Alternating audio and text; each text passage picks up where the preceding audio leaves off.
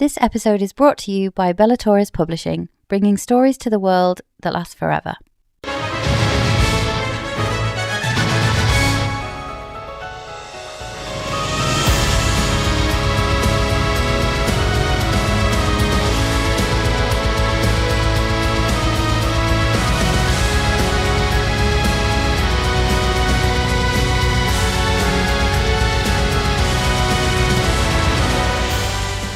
Hello and welcome to Faithfully Fantasy, The husband and wife podcast talking all things Brimstone. I'm JC. And I'm Sean. And today we'll be summing up our final thoughts and feelings about Brimstone and looking at our initial theories for how the story could unfold. And just a heads up, we might use strong language and explore adult themes. This episode will obviously contain spoilers from Quicksilver, Brimstone, the Kingfisher POV chapters on Callie Hart's website, and snippets of information we've had from Callie Hart herself. And before we start, a quick reminder, if you love our content and want even more, plus early access to episodes, monthly bonus content, and completely ad-free experience, you can become one of our supporters. You can try it for free now and cancel anytime. For the best deal, visit faithfullyfantasy.com or just subscribe on Spotify or Apple Podcasts for instant access.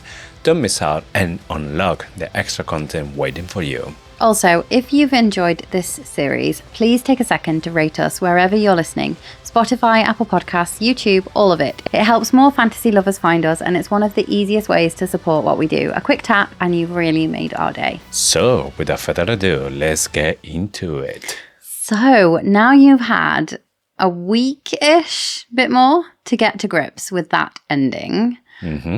Are you ready to give your review of Brimstone? Yes, so something that I was saying in the previous episode, that I really love the book. So I will totally recommend it to somebody else that, yes, you need to read it. It's really good. However, I'm going to be able to give it a 5-star for a couple of reasons. First one, the editing errors, that even when it's not Callie's hard power, it was just maybe an accident. Just send one of the beta copies to print to everyone. I feel like that's what happened, but yeah, maybe. But because everybody says, oh, it's editing, the editors let her down, but you'd think that some of that stuff would have been sorted, like, by the author.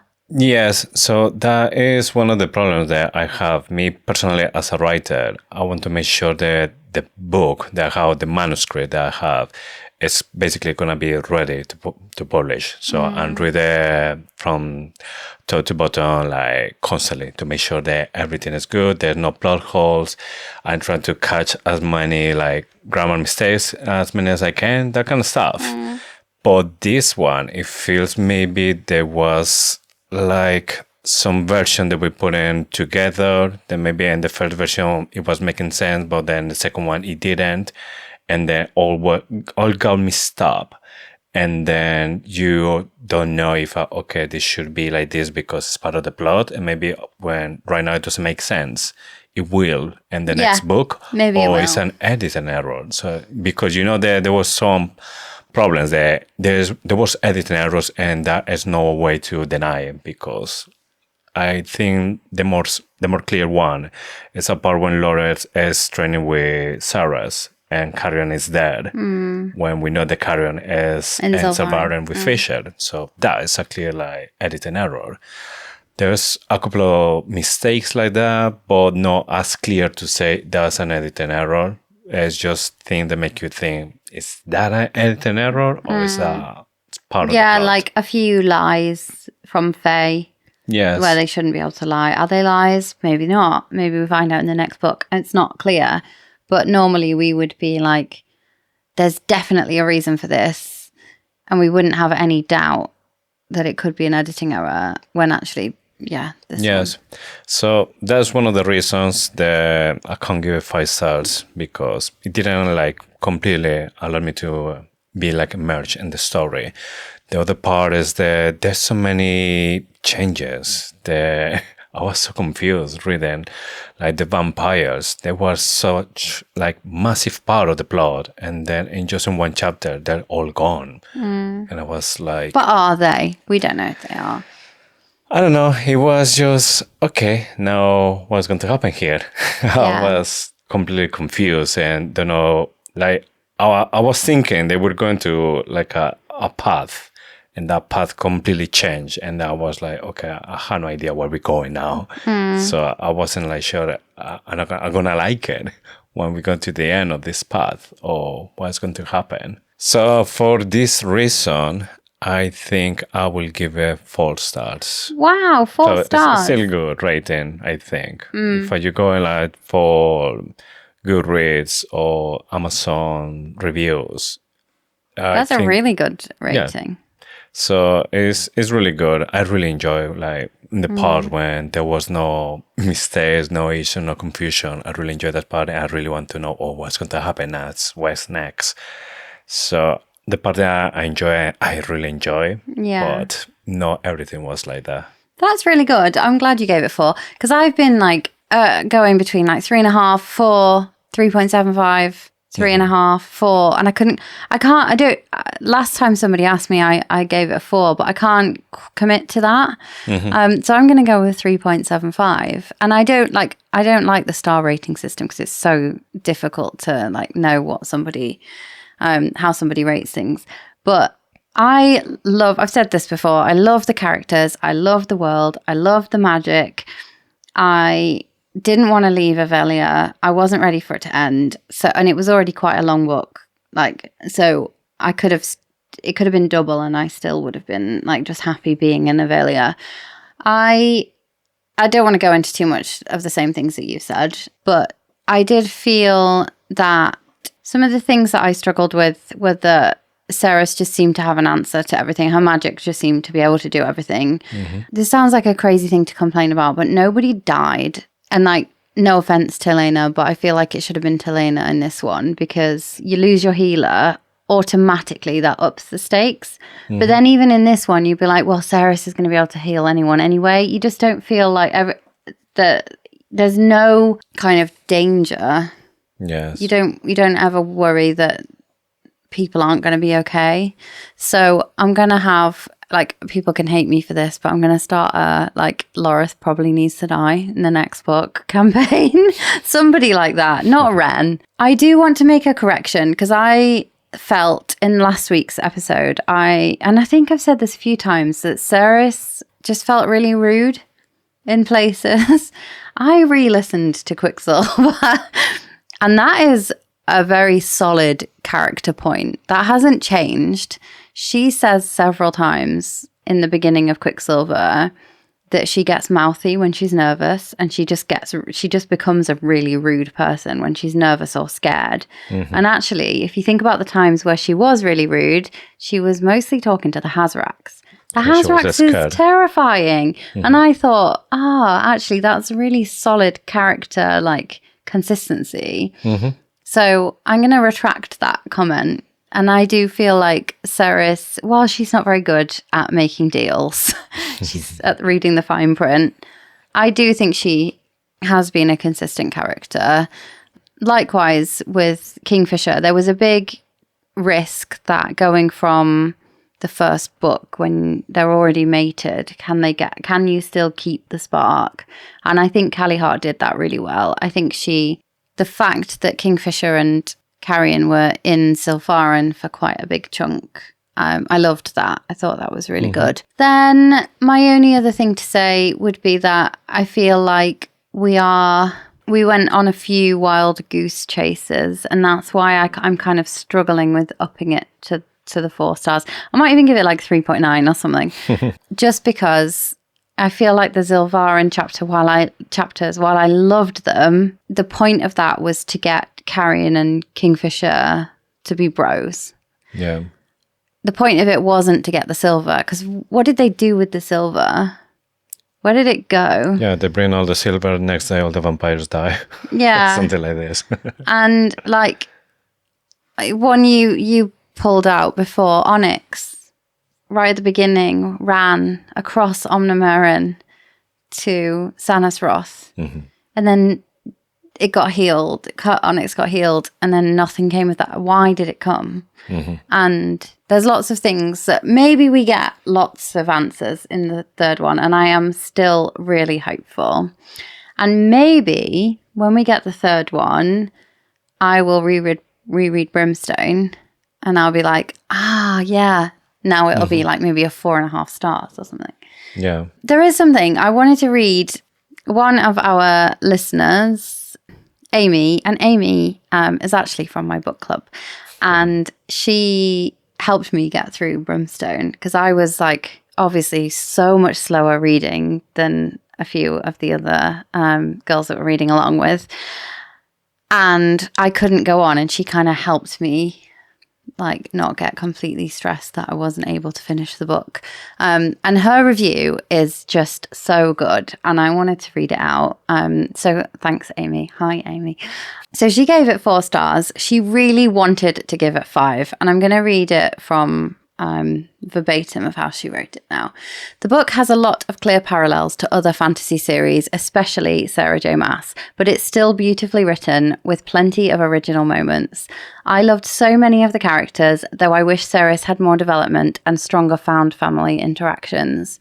Onyx and Archer were standouts, obviously.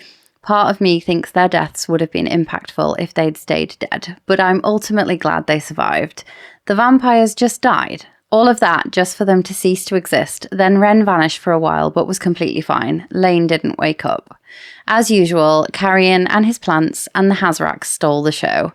Some chapters left me thinking, what? In both the best and worst ways. There was quite a bit of filler and, in my opinion, unnecessary parts, but I'm hopeful it's setting up something great for book 3. Overall, I had a great time reading it, but it definitely left me with more questions than answers. I thought that was a really good review. Yes, it's pretty much what I feel as well about the book. There were like really good moments, or the moment where you are just like completely lost. Like, is this something that maybe it just setting the pace for the next book or what's going to happen? But yeah, maybe in book 3, then we're coming back to see Brimstone, and then we're going to think that, oh yeah, that now makes sense. Yeah, I really hope so. I think sometimes the middle book in a series of 3, and I know that we're aiming for, or she's aiming for this series to be 5, but it'll be Ceres and Kingfisher's stories will only be 3. And the middle book is always really difficult. Just like the middle movie in a trilogy, it's really hard to bridge the real scene setting, the world building, and then the resolution. And sometimes I do think book 2 can feel a bit fillery. But then when you go back after having read the last one, you're like, that was all completely necessary. So, yeah. Okay. Shall we run through all of the theories that we had throughout our read through and the ones that could still be true? Obviously, we got quite a bit wrong. We also got quite a bit right. And there is quite a lot that is unresolved. So, yeah, let's just run through them. Okay. You want to start? Yeah. So the first one is a theory we've been carrying right from the very beginning. It's not been ruled out. And as we know, Kingfisher is still hiding some secrets. The Lupopraelia are wolves. So the book started with, in the prologue, Kingfisher saying to himself, there was safety to be found in a pack, but a wolf could survive alone too. There are so many references to wolves, obviously. I mean, they're called the Lupopraelia, lupo being Latin for wolf. Yes. Proelia being battle. I mean, it makes sense because there's so many references about wolves, like you say, that maybe when they're celebrating, they start like howling as well, like wolves. And there's a couple of times that may make you think that maybe, yes, that is something that is really possible. I still not get it why it's not happening yet. If it's true, what they need to turn into wolf, if they can do it by will, or if they need like a full moon or something like this. I don't think like they need werewolves. a full moon. I feel like it's not, probably not even all of them.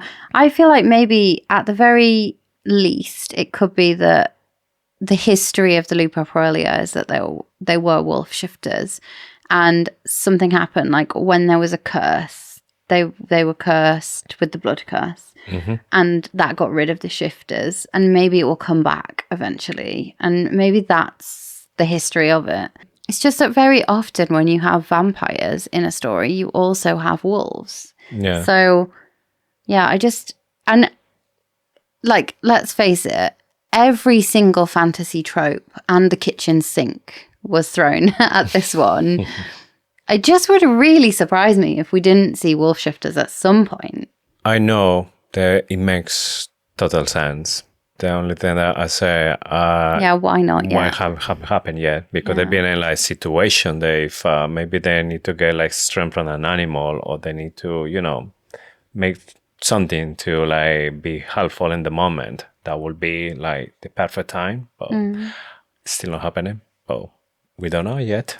Other of my previous theories, I think I said this right in the beginning of this season, was that I think that all the gods that we have seen they are connected for every single one of the fae, vampires, and witches. So I don't think that we're going to have a part of the 7 that we have for the fae. We're going to have another 7 for the vampires, or another 5 or 6 for the witches.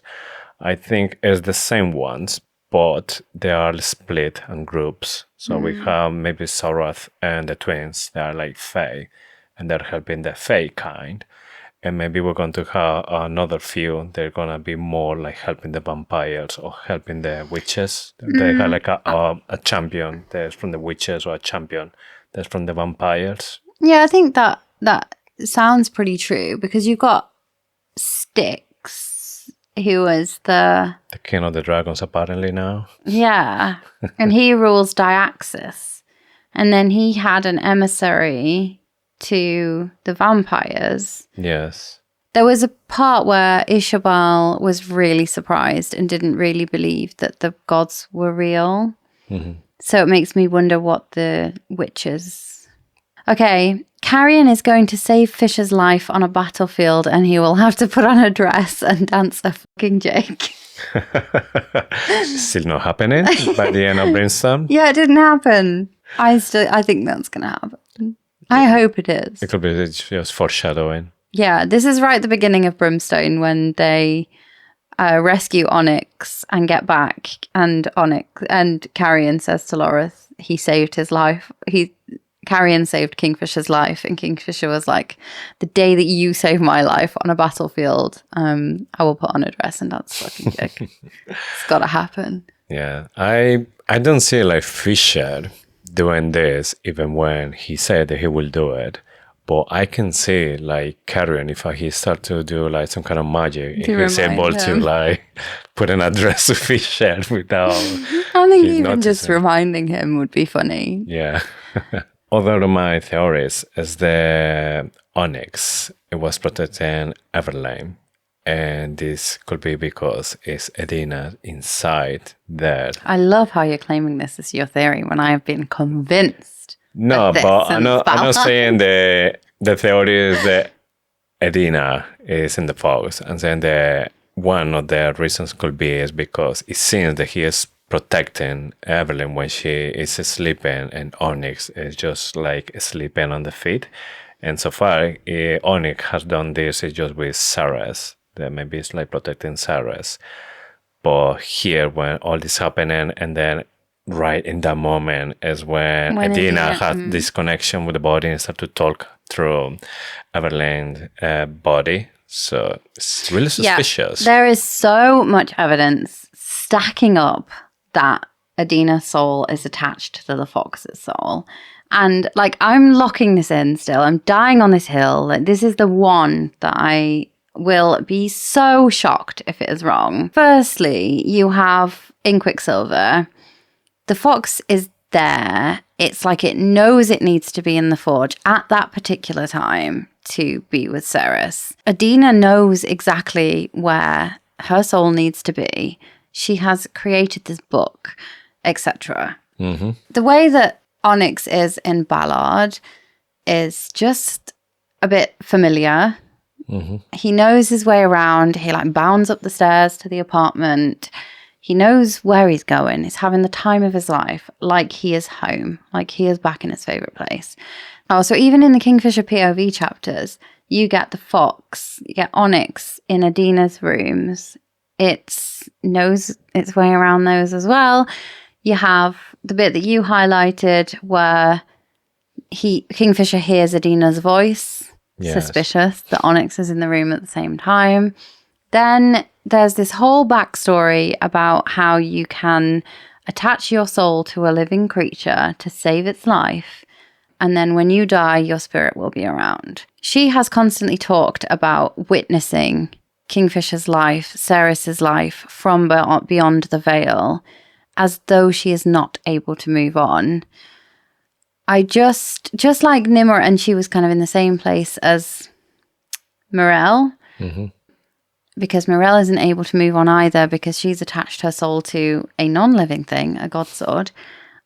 It just all stacks up to me that Adina knew that she was going to need some kind of vessel to be with Ceres and to guide her. She chose the fox, or maybe the fox was dying and she saved its life.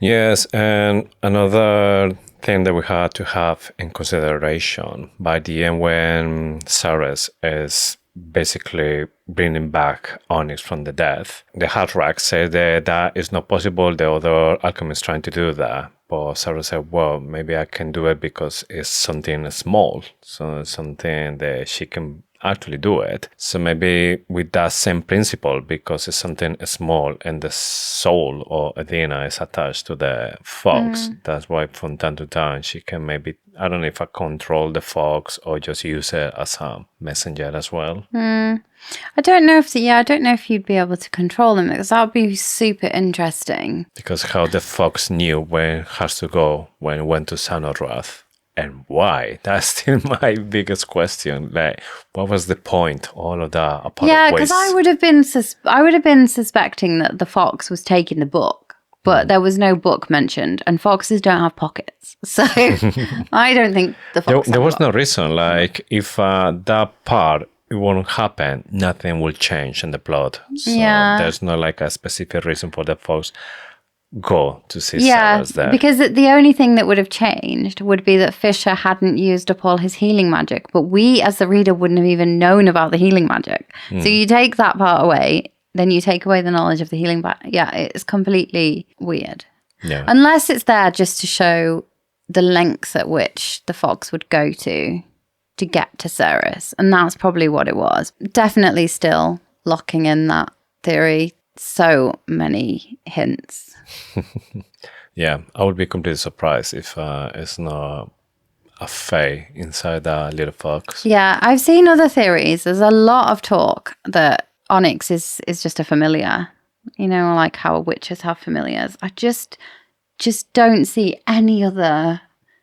I can't see past the fact that Onyx is housing Mummy Kingfisher's soul. I'll have egg on my face at the end of the next book when it turns out not to be true, but I just can't see that at the moment.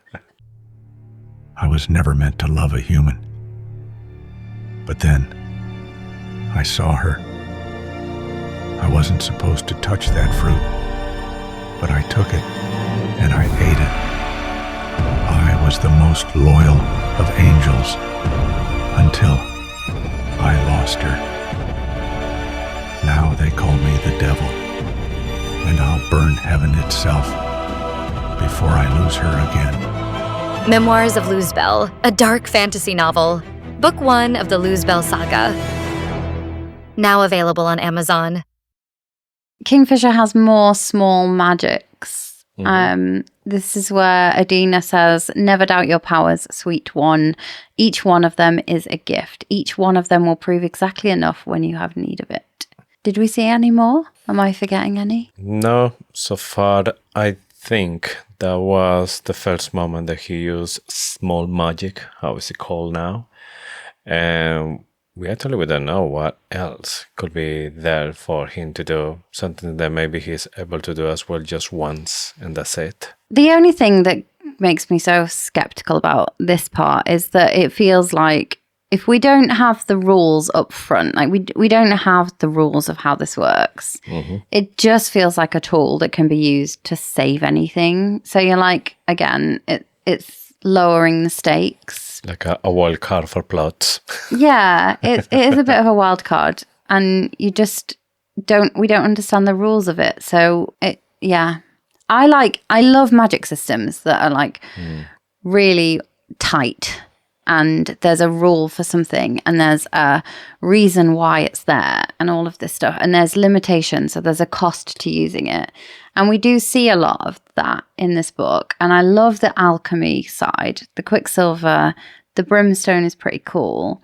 The way that the rot is spreading and like all of that stuff is really cool. It's these little side things like the Hazrax's rune and the other runes and the small magics, the bits that are not really fully explained, that just makes it feel like, well, it's going to be fine then, because somebody's going to have a power that's going to save them. Yeah, true. It's better when they give you maybe like all the answers, or they explain everything, all the rules, and then maybe something that you don't understand very well, and then you maybe come back and start to read them properly, like how the magic works, and they're like, oh, that's why. And then it's like, yeah, all tied. Yeah. And I'm going to start dropping some hints now, but the next book that we're going to cover, the magic system is like a 5 out of 5 locked tight. Yes. Like it is so good. And we can talk a little bit later about that, but like this is the type of magic system that you want. Okay. My next theory, it's not that much like a theory because it's something that we saw there, but I think it will go deeper than that. And it's the Carrion. He was married and he has to see his wife getting old and die. And that's why he got broke with all of this. And then he started to just trying to, hide all the feeling with jokes or like being like careless, or he doesn't care about anybody else. But it's because from that moment, he was just completely different. And I think there will come a time that we will see like more details about it. I agree with you. I think it's heartbreaking, this part. And it actually, we get so much growth and depth to Carrion's character in this book. And I loved it. It's one of the standout bits. Yeah, it was weird at the beginning because Carrion, it was just like being a pain and being just, I don't know, like useless, or he was just grumpy, or how, like always something to say. I don't know if he was grumpy. I think he was being annoying, but like he wasn't being useless because he was the one that noticed that the feeders' heads were humans. Yeah, and but nobody was taking him seriously. And I think it all comes down to that line that says, if at any point you underestimate me, that is your mistake. If you think I'm the Joker, then you're not worried about what I'm doing and what I'm thinking and what I'm plotting. And I think this is him growing and realizing that actually he needs to be more than that. And you can see that he definitely improves because the way he fights at Inishtar is another level, and obviously his powers come into their own with the plants, and yeah, I love it. We talked a bit about the plants and seeing that he's going to be the king for regrowth. So when he takes over, you've got a whole land that's been overtaken by rot. Who better to lead and to give like the mammoth speech, like, and at the same time all the plants regrow. I get goosebumps thinking about that. I really hope that happens. Yeah, that would be a really cool scene. Yeah. I'm going to stick with Carrion, and I am convinced that he can read minds. There are a few throwaway lines, and after other books where this has been a big reveal, one of the main characters or somebody is able to read minds. I now am constantly suspicious of anyone in a fantasy series, whether they're able to read minds or not. And the lines that jumped out to me, he notices Ceres and Kingfisher are not listening, but he cuts off mid-sentence. He's like, are you two even listening? Oh, they're not listening. Like he's heard part of the conversation. There's then a bit on the cliffs at Inishtar later where Ceres literally said, it's as though he read my mind, or as though he knew what I was thinking. And then there's maybe like 3 or 4 references to these things. I think that Carrion can not only regrow plants and flowers through his speech, I think he can also read minds. Yes. And something that we know definitely in this world, there's people that actually can read the minds, like Algard, for example. She was able to read Saras's thoughts. So it's not that crazy to think that maybe Karen, now that he's had more time and ability to like absorb the magic and start to connect with his roots, he start to develop all the Yeah. magic from the family. And possibly he has witch blood as well. That's something else that we suspect. His Yes. red hair is very similar to Ishabal's. The fact that the witches worked with the Dianthus line on finding a cure, was that because a witch married into the family? Yeah, Yeah. there's so much to learn about Carrion. I don't think we will get all of that in book 3, on the basis that Kelly Hart said when we saw her in Nottingham. She said that one of the 5 books is Carrion's. So I don't think we will learn everything there is to know about Carrion in Yes. book 3, but it might come in book 4. I totally agree, and this link to my next theory as well. That I'm thinking that the powers of Carrion is gonna be as good or even better than the one from Fisher. So we know already that he can do magic with the flowers, or I don't know if he can make magic because he talks, and then the flowers start growing. So I don't think that this is it. There's just this power. So it could be, like you said, that maybe he can listen to the thoughts of the people. Fisher thinks that he might be able to control fire. That would be cool as well. Seems like his dad could do that, doesn't it? Yes. So if maybe it's something that, like Fisher said, that he controls the shadows because his father. So it's like something that he had like heritage. We don't know exactly which father he's talking about, but he said his father.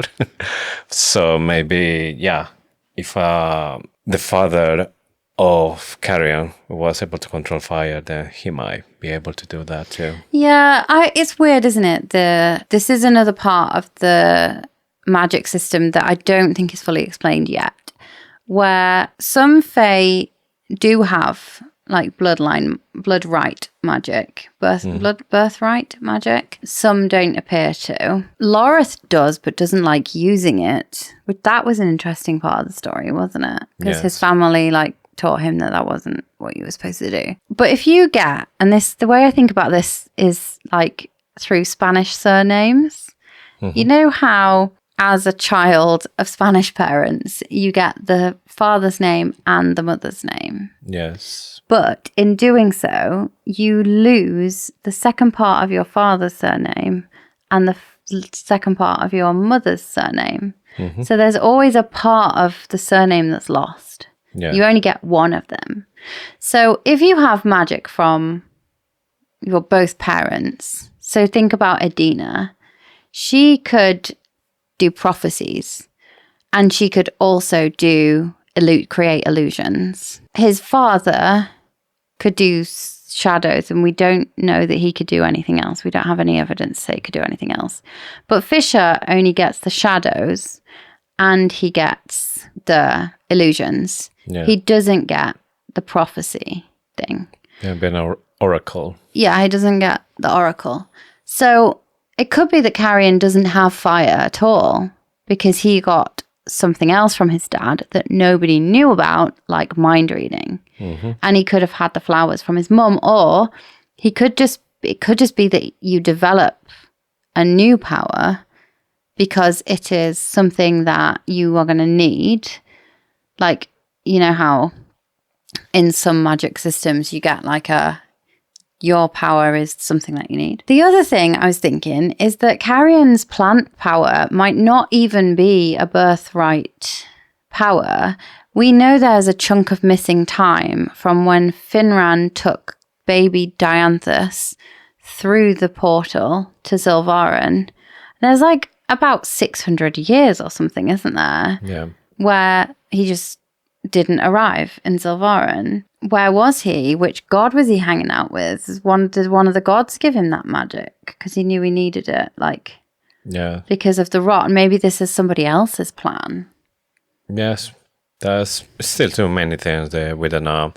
Also, like the magic, we don't know if maybe it's possible. Like you said, yes, from your parents, you have maybe 2 powers from each, and one of them is gonna be for you.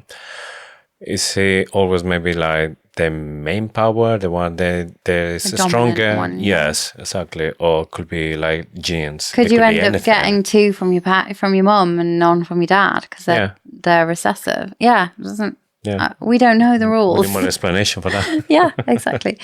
Yes. So, talking about people not dying in this book, I think for the next one, it will be the turn for Foley. You said that it will be Loreth. I think it will be Foley. He will sacrifice himself to defend Ceres. And for him, this will be like his biggest honor, dying as a wolf protecting his friend's mate. Yeah. I like this one. I do worry that nobody will die, obviously.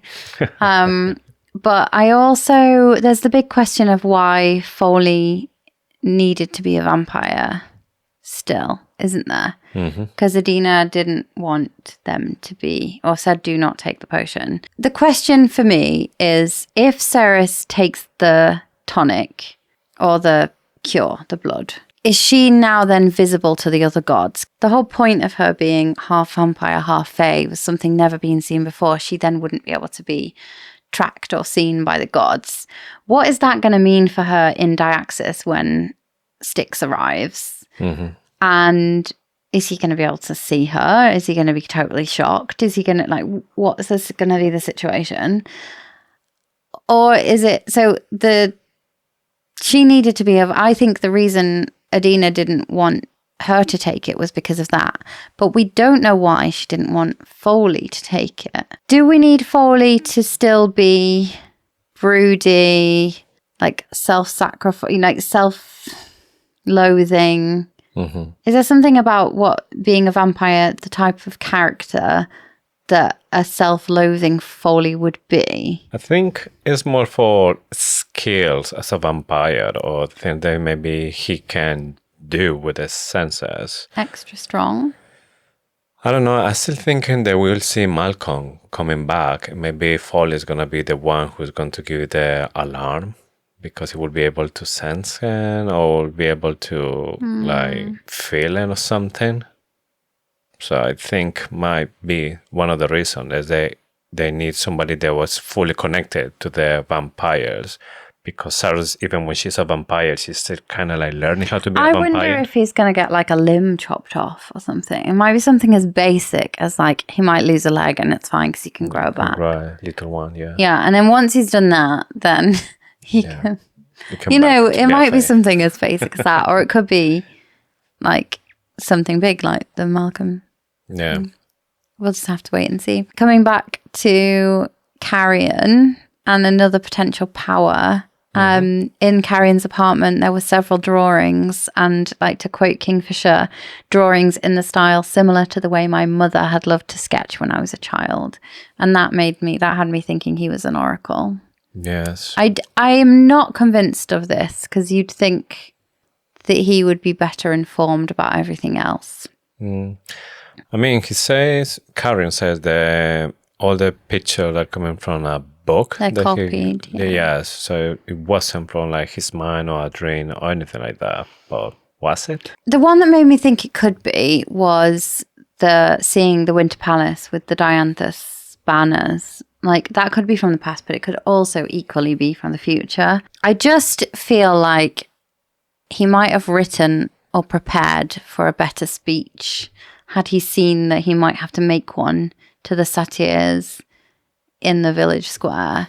You'd think that if he would see something like that happen and be like, have something in his back pocket that was better than, my name is Carrion and I like your horns. Maybe that's exactly what he needs to say. And now all the satyrs love him for that, for being so humble. And because they're really care about the horns.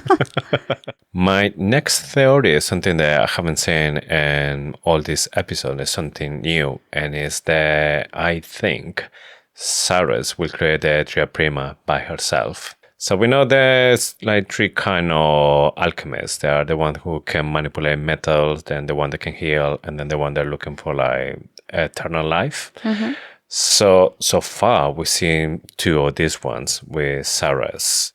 And possibly we will see something where she will be able as well to give eternal life to people. So instead to turn into vampire, just make something, and then they turn into immortals. And this is exactly what they say, that they're pretty much like one of the most powerful things in the alchemist, and Cyrus is the more powerful alchemist.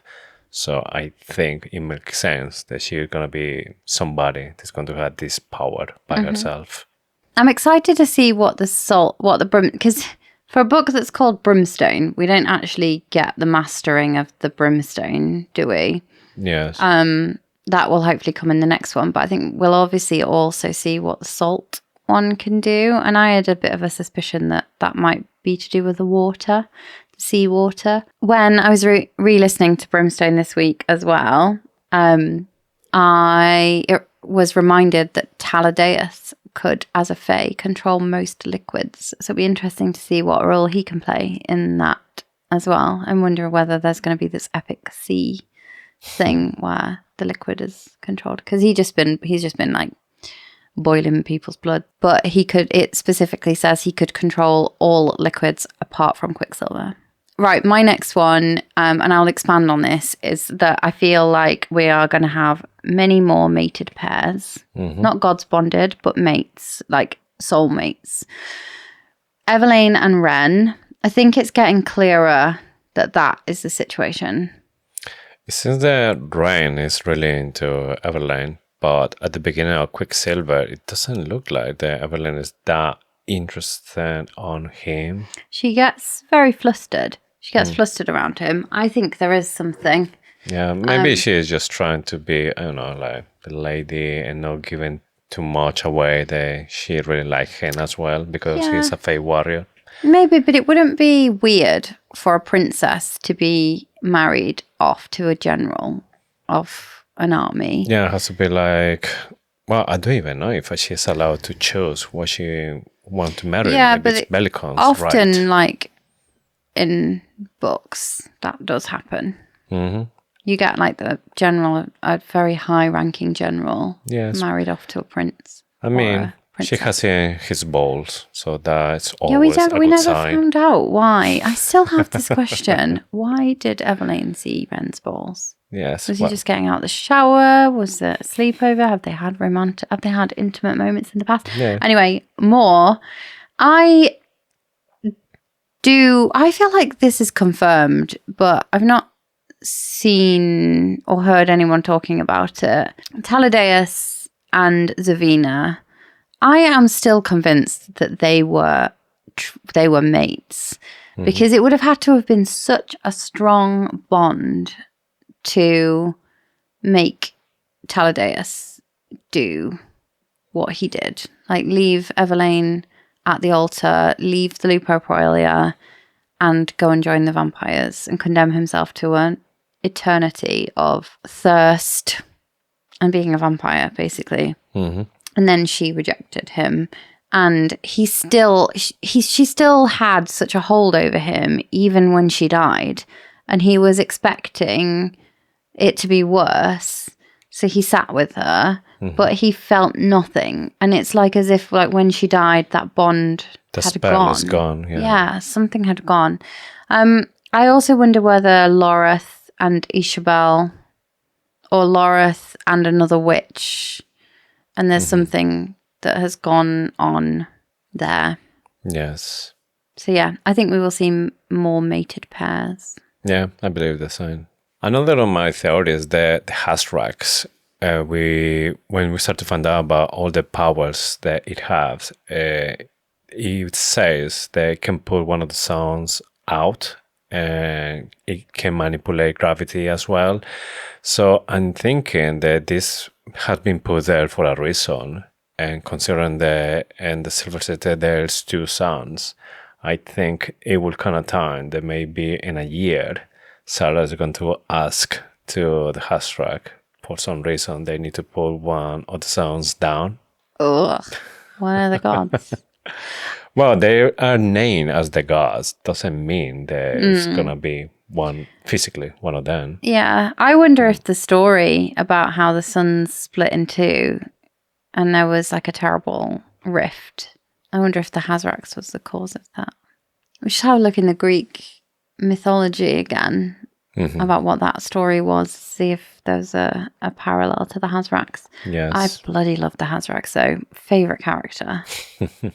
It's really interesting. Got to admit it. Yes. So, going a bit more into this, I still think the Hazrax could be one of the fates. I just got those vibes at the end of chapter 42. There's also some references to the fates, like smiling at people. The fates must be smiling at me. The fates are smiling. The Hazrax smiles its terrifying smile. We get that all the time. It gives the magic as an apology for what is to come, like it is responsible. So it gives that rune to Ceres. What else could be responsible for what is to come other than a fate? It just has a really big mouth as well. I know it's tenuous, but it's older than the gods. The one thing against this theory is that it wasn't expecting the attack from Tal, which is maybe because the dark magic somehow blind spotted. It was like there's blind spots, isn't there, in Avelia, and I wonder whether there's something to do with that, in that the dark magic that Ishabal and Tal employed to do this somehow managed to slip past the fates. Yeah, I just feel like the Hazrax could be a fate. Yeah, it's interesting about the black magic, but even if they couldn't see the black magic, they will be able to see that maybe in 10 years there's no more vampires. So they might know something happened to the vampires, they disappeared, but they don't know why. But the fates is not just about knowing, it's controlling. So it's not even just the fact that it couldn't see it happening. It's the fact that it is not able to control that happening. Yes. So the dark magic would be this like curveball that completely messed with the fate's plans, which would be weird. But a fate is definitely more than an oracle. Fate is they pull the strings. The puppeteer, yeah. Yes. It will be interesting. I still not getting what is the point for the Hazra just to stay there and watch. Why want to watch? Like maybe watch its plans unfold. So everything is just like entertainment for him. He's the director and he just want to be in the first row, like watching, witnessing. Well, the other theory I had was that it could be death itself. And the reason it wants to observe Malcolm is because Malcolm has cheated death. Yes. And it wants to learn how that's happened and how to stop that happening again. And then again, Ceres is now immortal. It wants to observe, and it wants to know what a being does with immortality, whether it uses it for good or for bad, how to maybe stop again it happening to somebody else. So my two theories at the moment are it's a fate or it is death itself. I'm not sure about death, because when Taladeus is supposed to die in that time with all the rest of the vampires was thanks to the Hazrax. The Ceres managed to rescue it as well. They can undo it. Yeah. So doesn't that make it even seem like even more of a... I mean, it could be a fate because it is meddling in the fate of a being. Could also be death in that, like, it's not time for that person yet. Yeah. It's something that is able to control that, isn't it? Yeah.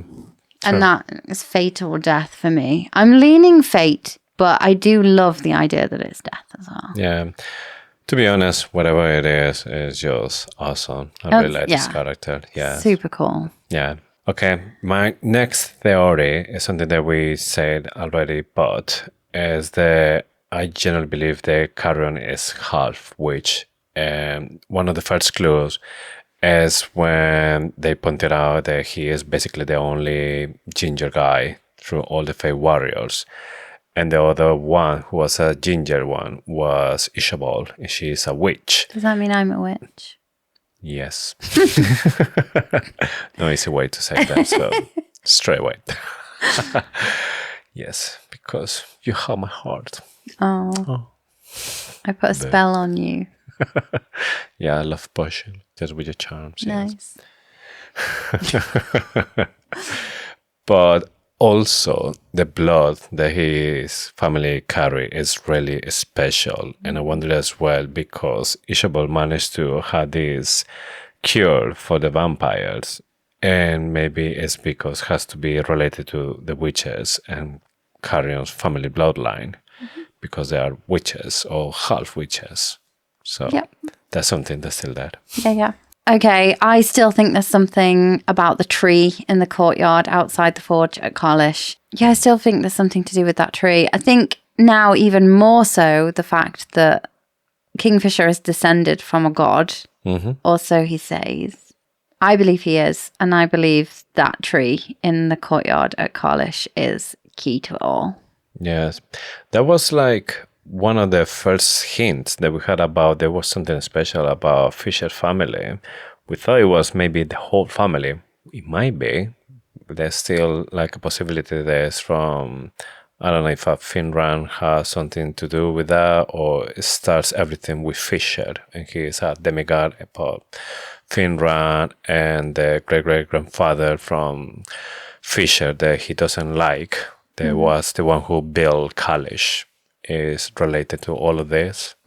It's interesting to see that, because I still thinking that maybe the tree is just to explain the world's gods, and Fisher family were from that family, and they were now the part of the forgotten gods. My next theory is something that we talk about it, and is the Fisher at some point when Sardis is trying to bring Onyx back to life, he says to the Hasra that Onyx is family. There's not just a fox. Yeah, it's his mom. Yes, it's another big clue that, yes, it's going to be literally, like, we are like nearly completely sure that it's Edina or somebody related to Fisher. Yeah. And other theory that I have is that Malcolm was the voice that was telling to Evelyn to run when she was having this nightmare. I was convinced since Quicksilver that he wasn't dead, even when you see that, yes, Sarah chop up the head and he just disappears. But I still think there's an explanation about it. And the first hint that Malcolm is still there is in this nightmare that Evelyn was having. Because at least in the audiobook, that was the voice of Malcolm. I know, but you never, but then... It shouldn't be in the book when you're reading it. But no, it shouldn't. But now we've got to the end, I suspect that it isn't at all. The reason we heard Malcolm's voice was because we were like, Anthony Palmini might know, because we thought that would be resolved by the end of the book. So I thought, it could be Malcolm, and he's put on the same voice. But I think that is just Anthony Palmini's creepy man voice. And because now we know that Anthony Palmini has no idea who that voice was. So I can't see that being a clue anymore. It's just that because we were reading along each week, we didn't know that Anthony Palmini also didn't know who that voice was, because we thought it'd be resolved. Yeah. I think he's still alive, though. I wonder if he's in Diaxis. Thinking of other gods, and we have the demons. We had the scorpion demon. We had Mortil, the spider demon. I expect that Fisher will have to rid the universe of demon gods, which is why his mother prepared him for it. I wonder if it's actually collectively the demon gods that are causing the rot. And maybe getting rid of them will help. But he cannot get rid of the tiny scorpion, which means the scorpion will... Doesn't mean that somebody else can't, though. Somebody else could kill the tiny scorpion. Well, not sure if in the way that he said that he won't kill it, it means that he won't kill it personally, or he won't do anything to kill it, even when he has to like hand it over to somebody else to kill it. So it will get against that, or there's No, like I a think loophole there. Or... Yeah, I think he would have done it by now if it was that easy. But anyway, I think we will see more of the demon gods, and we suspected that they're like a praying mantis. Yeah, there's gonna be like insects related. So gonna be another one like that. Yeah. Well, so far they've been arachnids. I don't know more arachnids, so it No, has to be. I only just learnt that a scorpion was an arachnid. I just assumed it was an insect, like a crustacean. I honestly, genuinely thought it was a crustacean. Really? I know they don't live in the sea, but like, Yeah. I didn't know it was an arachnid. I didn't know they had 8 legs until our 9-year-old. Oh God, it makes me, like, it's really creepy. A 9-year-old wanted this monstrosity for Christmas. And this is when I learned that there was 8 legs. I learned that scorpion had 8 legs. Actually, I think that this could be like a perfect representation of the demon. Couldn't it? Yeah, or Brimstone. And it's orange as well, black and orange. There's like the perfect. Is it orange? Or I don't know, but it's how Brimstone is on the cover. Oh yeah. Yeah. Oh God, it's gross, and it's like that's kind of like Brimstone, isn't it? Yes, I was thinking the same as well. This is not very useful for those that are listening on to the podcast, but basically it is a terrifying plastic figure of a scorpion. We'll have to put an image on our stories. I'll have to take a photo.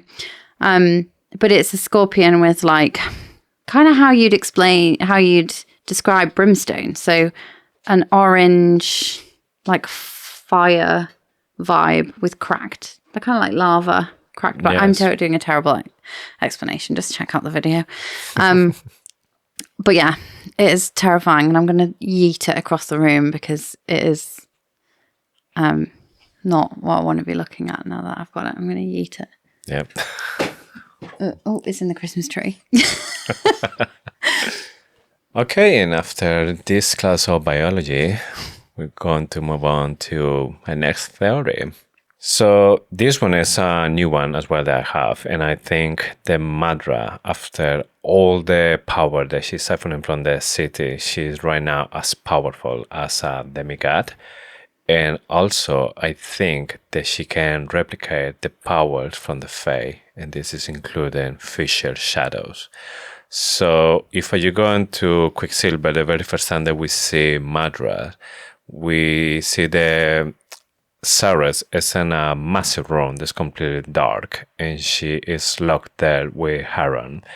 And then from nowhere, Madra starts talking to her with a really deep voice the first time they start to talking, and then she just appears from the shadows or from the darkness. That's how Sarah described it. And then she started talking with a high pitch.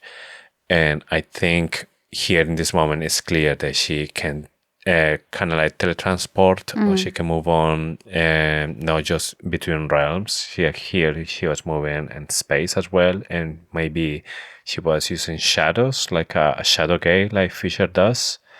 So that is something that I think we will see in the next book, that where they're going to find Madra, they're going to find out that she has the power, demigod. Yeah, the way that this book has set Madra up to be the big bad ultimate villain is really cool. So yeah, I think I agree. Yeah. Going back to Algat, there was a moment where Ceres swore to buy Algat new gloves. And I'm really worried that that is going to come back and bite her on the bum. So I just think we really need to be worried about Algat as a witch, because she doesn't have to now take orders from Ceres. Can now rifle through her thoughts and memories and things without being worried that she's going to die because she has to obey her. Yeah. I wonder if I will come a time that maybe because she promised that Algar can do something like just send them to get the gloves in a really critical moment, and then maybe she is bound to that promise, and then she has to go. And she has no idea where these gloves are, if they are one-offs. Foley says, like, be really careful. And so Ceres is notoriously bad at making deals, and she swore that she would buy Algat new gloves. Or maybe it's gonna be like a really bad round that she has to go, and she shouldn't be there, but she has to just to get these gloves. Other of my theories, and I think I've been saying this since we started with Quicksilver, is that eventually we will see a community of Fae living in the third. So we have some people that are working for the Fae. So far, we haven't found like a proper official Fae living in the third, like it was Carrion. So I think in the next book, once we start to see the travels between the realms, it's gonna be something more easy. Now that we know there's a Quicksilver, and right there where Elroy is, then we will see that more Fae will start racing to battle Madra. I think that having reread Quicksilver, I still think that the woman that owns the pub, the House of Carla, I think she's Fae because she's forgotten her name. And she says she's forgotten her name. And Carla means funeral in a long lost language of hers, which feels to me like everyone speaks common Fae in Zilvarin. So it's like old-fashioned Fae, ancient Fae, isn't it? Yeah. So yeah, I believe that she is Fae. Yeah. This one's a silly one. I thought that Fisher might eventually pay for the trout that he stole for Onyx from the Shag's head. I do think we'll go there. I do think he will settle his tab. I don't know if we actually will see that. Maybe this happened already, but we didn't see it happen out of the page. I don't think he had time. Another one that I'm sure is not going to be one of your favorites, but I'm completely sure that is where this book is going, is that we will see the Dany and Carrion. They will end together. Yeah, so probably Dany's going to be the next queen. The Queen of Avelia. Yes. Oh, no. With Carrion. Do me a The righteous favor. king. I know what you mean, but I don't like it one bit. Move on. Ceres will control the dragons with Brimstone. I still think this is true. Yes. I think it feels like it's being set up for Kingfisher to do a deal to get a dragon. Mm-hmm. Will he ride the dragon, or will he just convince the dragon to go and breathe brimstone all over the rot? Yes. Will they ride dragons? I don't know, but I still think that Ceres has to do something with the brimstone, and it's not just pass through a portal, is it? Yes. It's got to be something better than that. Yes, I still don't know exactly how it's going to work with the Brimstone being produced by a dragon. So it's going to be fine just with one dragon. If I did manage to get one dragon to to Ivelia, or has to be like all the dragons from this realm, and then Sarah has to just do something to bring out the Brimstone. The dragons. Or the Brimstone from this place. Coming back to the enemies to lovers, I think that Loret and Ishapol, they are the ultimate enemies to lovers. So from the beginning, we've seen that between these two, they've been always like fighting. It's been not like easy way for these two to be together. But I think by the time when they were trying to find Fisher, I see like a change on Loret, and he was trying to be like maybe not as an asshole as he has been, and that could be just right there the beginning or something. Yeah, I said it earlier. They could end up being mates. I think the fact that Loris knows her and he thinks that she should remember him, but she doesn't, is a bit suspicious for me. Okay, Salt. We've said this already. I think the next book will be called Salt. Yes. She can smell it in the ocean. I think there's going to be some big revelations about the salt, and it might be that we get to see the pirates that we've heard about. We get to go to Lycia. We get to go to the cave, the underground cave. We hear about in the Kingfisher POV chapter at the end of Brimstone, which goes back to a Quicksilver chapter when they first get like frisky in the tent, and he leaves the tent really abruptly because he's worried. Meets a water sprite. He gives him a note from Kingfisher's mum, and then goes off to work at college. That sprite is going to come back. And I feel like water's going to just be a huge part of the next book. Yes. We've had fire. We've had Quicksilver. Yeah, so I don't know if what they're going to do. They're going to just set Ivelia on fire, trying to get rid of the rot, and then they need to control the water to turn it down. Then Carrion needs to grow the plants. Sounds like a plan right now. Yeah. There we go. Nailed it. Yes. Okay, next theory. I think they won't be able to kill Malcolm, Bellicon, and Madra. So they had to find a way to capture them and to put in a place where they can cause any harm and they can just stay there for eternity. I love this. That's so good. You've not said this before. No, I've been thinking this after because obviously it was at the end where Bellicon lost the head thanks to Kingfisher, but Fisher knew that he was coming back. So I thought, okay, so we know that Malcolm and Bellicon said already that if they want to kill them, they had to kill the three at the same time. And I started to see that, okay, the three together, they're going to be more powerful and more with Madra now. So maybe they don't need to kill them. They will need to maybe capture one by one and then make sure they're in a place where they can't escape. Maybe Bellicon will end one of these Dryads and those three. Dryads. Yes. Maybe, but I have a different suspicion or theory about the Dryads. I think the Dryads will be set free in the next book, and I think they will be. I think there's going to be something to do with Carrion and his ability to like grow plants and stuff. I feel like the witches, they were bound by the witches, by dark magic. I think they're going to, and because the Dryads ultimately were good. Yeah. I think they're going to be freed. But yeah, I like this. I don't necessarily think that they will be trapped inside a Dryad, but I do think Malcolm maybe and Bellicon different realm or something. One of the hells. Just say that, and that makes forever. Yeah, a fate worse than death. Yeah. My next theory has possibly just been trumped by yours. I think if Bellicon were to be able to die, then it's got to be Carrion that would do it. Kingfisher said he won't die today. That was for another day. Oh, Sarah said something like that's for another day, another time, another hand, and that hand has got to be Carrion. Yeah, it will make sense if it's Carrion the one who kills Bellicon because he's carrying the crown that belongs to Carrion. So it would be like justice. So I like that.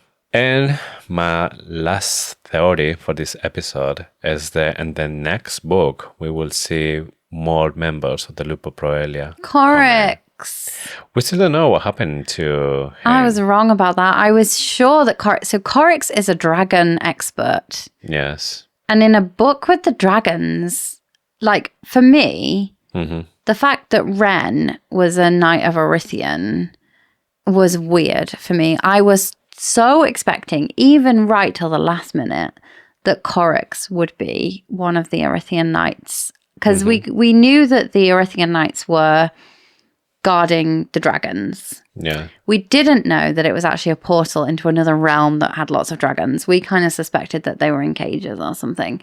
But we did get it kind of semi-right, demi-right, like a demigod. But I just thought it was odd. And that whole bit felt a bit odd, like Ren in his white cape and he's like now very righteous and he's a knight. It felt really odd to me when I was sure that she was setting up Corax to being that.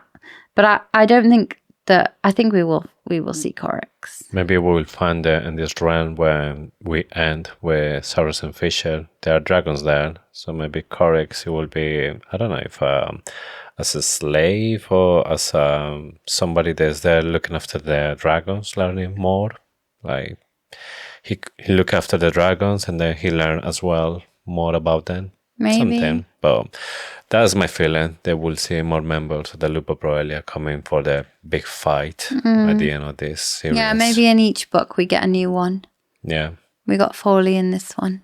And we will definitely revisit these when we get closer to the release of book 3. I am already so excited for the run up to 3. Just because I love the story and the characters. Like, yeah. This could be a long wait, though. So, in the meantime, how are we going to cope? Do you want me to tell you how we're going to cope? Okay, tell me more. We are going to be releasing the first episode of our next read-along next week in a spoiler-free Convince Me to Read format. So this next one will be a book that I have read once, only once. Definitely one of my favourite reads of 2025, if not my all-time favourite read. That is a big statement. We've loved this spoiler-free read along kind of format. So even though I have read the next book, we'll be sticking to that going forward. So we'll be reading a chunk of chapters each week. You won't have read them, so there'll be no way that I'm going to spoil it for you because I bloody love this book. Like, I haven't stopped talking about it. So for those of you that have actually had any conversation with me, you will be able to guess what this book is. It has been a really hard decision. So despite the fact that I love this book, because I've read so many great books this year, and I might do a bit of a rundown of all the books that I've read this year and how I feel about them. But I really hope that you trust us with the next recommendation. But we don't know what we're going to be doing after that book. And these new series are kind of like 6 episodes long. So we would love to hear what you'd like us to cover after the next one. Going forward, we are definitely not restricting ourselves to romantasy. We love fantasy of all subgenres, so send us all of your recommendations. And with that in mind, the subgenres in mind, we will have a bonus episode coming very soon, which will cover A Wrinkle in Time by Madeline L'Engle. Because if, like us, you have been absolutely obsessed with the final season of Stranger Things, then you can join us as we talk about the book. That was a huge inspiration for the series. That will just be a one-off episode, though, that will be releasing kind of alongside our next read-along. Stay tuned for next week, where we'll hope to convince you to read along with us. So until then, don't forget to follow us on Instagram and TikTok at Faithfully Fantasy Pod. Come and join the conversation. We would love to hear your thoughts about Brimstone and see your reactions when we announce the next book. So come and have a chat. And with this, we have just one more thing to say. Thank you for listening to Faithfully Fantasy, the husband and wife podcast talking all things Brimstone. We'll see you next week for a brand new season and, of course, for more Faithfully Fantasy. Bye.